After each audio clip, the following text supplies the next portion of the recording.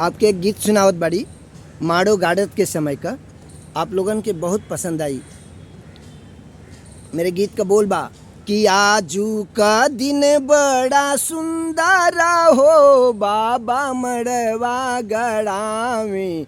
आजू का दिन बड़ा सुंदर हो बाबा मड़वा गड़ा में।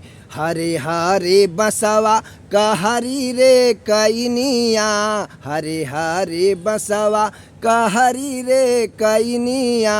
मड़वा छवाला गीत गावनी बहिनिया, मड़वा छवाला गीत गावनी बहिनिया। सुअकरन का घर सुंदर हो बाबा मड़वा गड़ा में।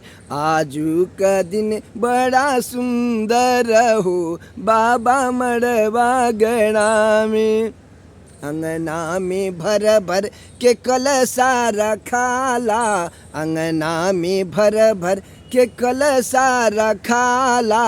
अमवा का पल्लो रख के दिए ना जलाला, अमवा का पल्लो रख के दिए ना जलाला। शीला का बेटा बड़ा सुंदर हो बाबा मड़वा गड़ा में। आजू का दिन बड़ा सुंदर हो बाबा मड़वा गड़ा में। लगली हरदिया जितेंद्र के भवनवा, लगली हरदिया जितेंद्र के भवनवा। माई बाबू के पूरा भयल या रमनवा, माई बाबू के पूरा भयल या रमनवा। कबीरामा शंकर कहे सुंदर हो बाबा मड़वा गड़ा में।